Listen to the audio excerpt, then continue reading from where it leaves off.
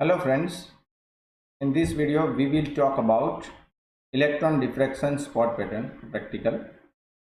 Aim to index the given electron diffraction spot pattern, calculate the lattice parameter and specimen orientation with reference to electron beam.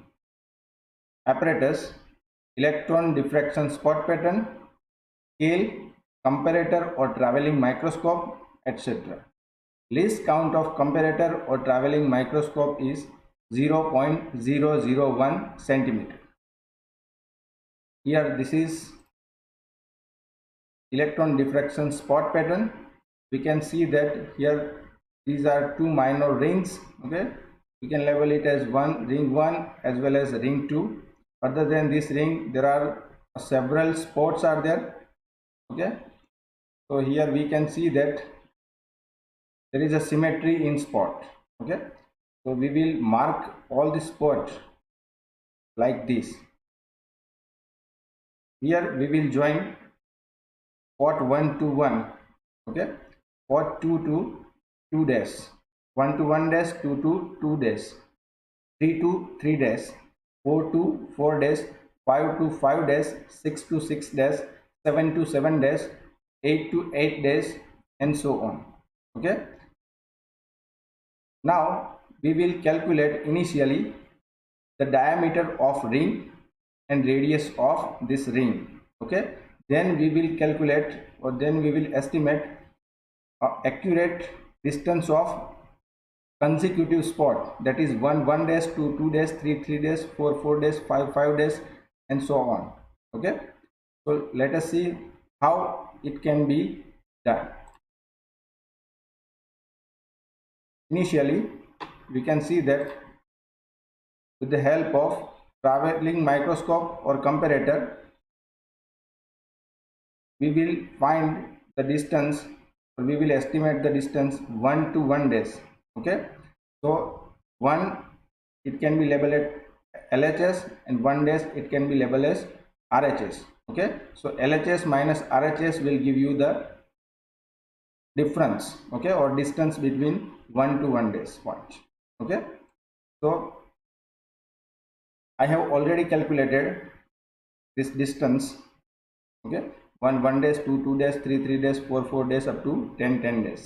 Okay, so what is the diameter of these 2 point, or a distance between these 2 point?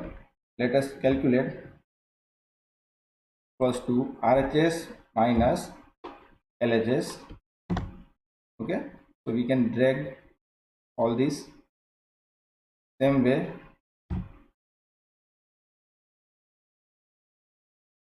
Radius can be found by diameter divided by 2.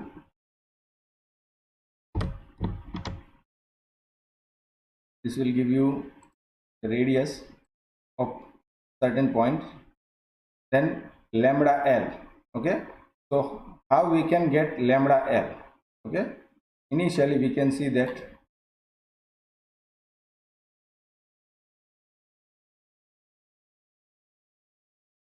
lambda L can be estimated via ring. Okay, these rings, so let us see, we have 1 dash, 2 dash, 3 dash, 4 dash. Okay, 1 dash, 2 dash, 3 dash, 4 dash. Okay, it is nearer to ring. These points are nearer to ring. Okay, these points are nearer to ring.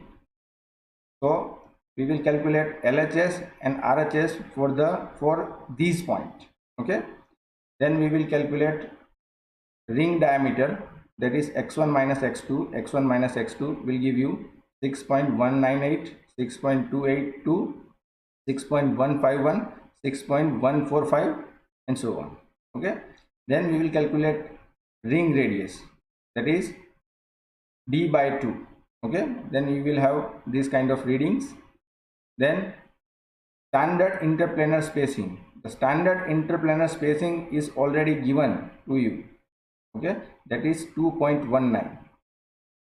Then lambda L is equal to R into D, that is known as camera constant. Okay, the unit is angstrom into centimeter. So you can simply multiply R into D and you will have camera constant. Okay, so average of this camera constant we can use in further calculation. So here lambda L is camera constant 6.782 equals to, let us see, 6.782 divided by R. Okay, this is R. We will have this kind of readings. Then D square, D multiplied by D, this will give you D square.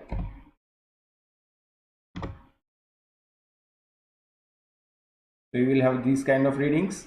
Okay, so earlier we have seen in practical how to find the values of n. Okay, so let us see, we have all these values. Okay, all these D square values, this is already transferred in this manner. Okay, this is already transferred in this manner. This is the value of D square. Okay, and n multiplied by D square value will give you a particular common value of n multiplied by D square will give you n. Okay, so let us see n multiplied by D square, 7.3651 multiplied by 1. Okay,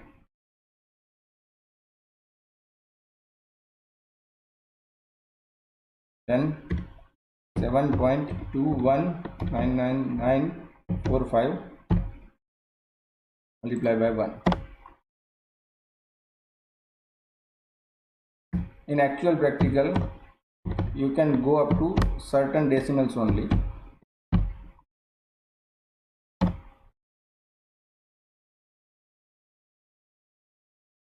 Then 3.8654786 multiplied by A3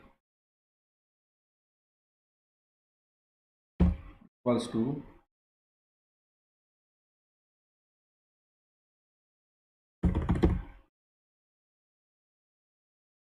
let us zoom it so that we can see properly.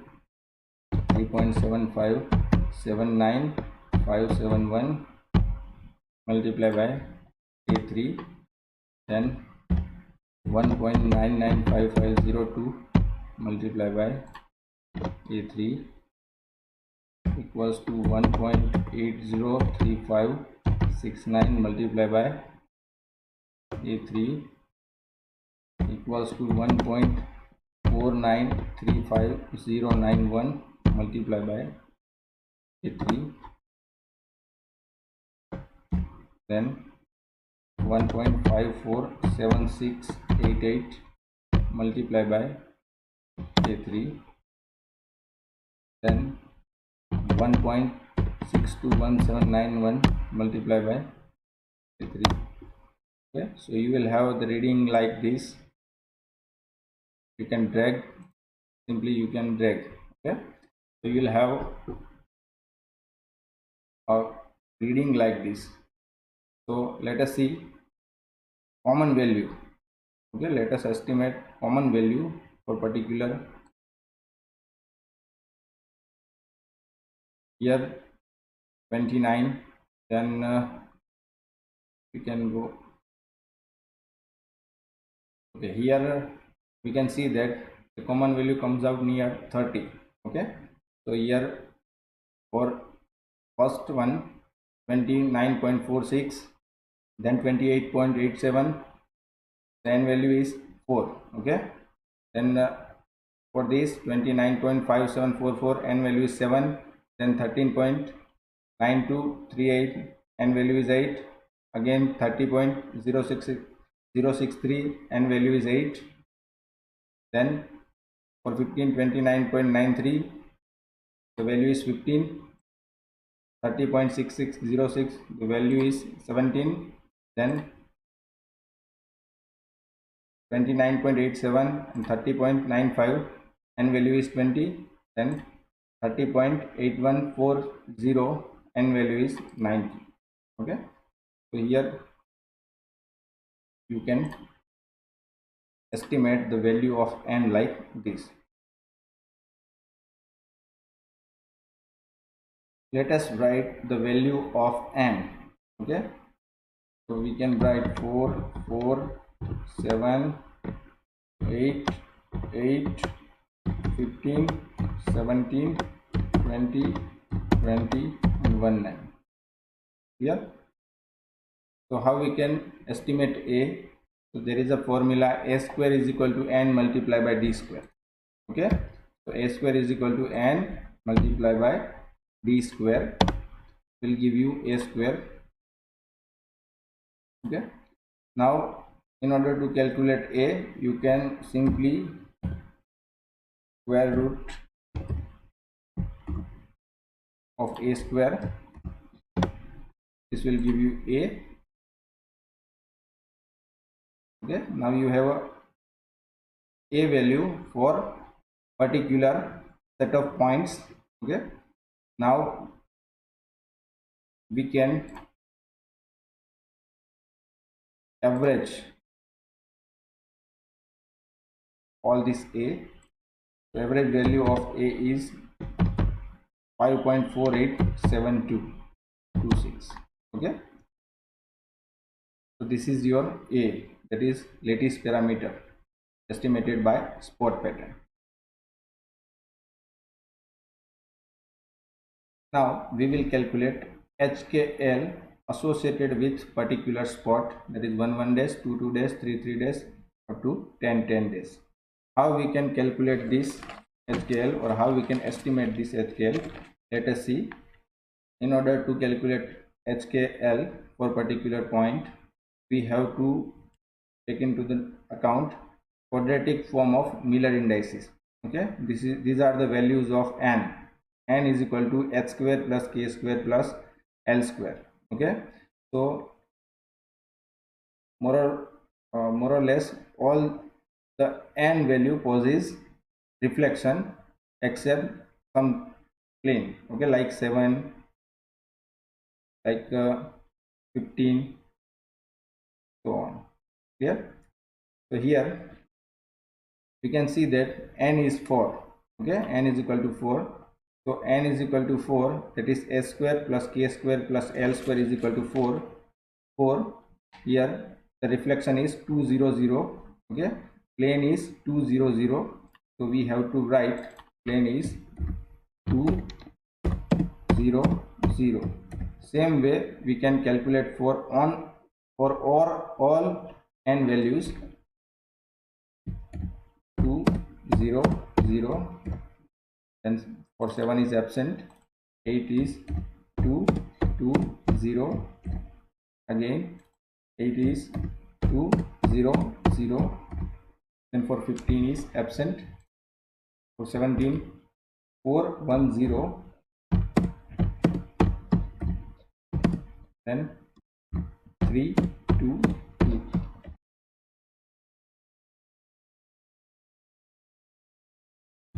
For 17 there are possible combination are 2. Okay, so that's why 2 HKL values are there, 410 and 322.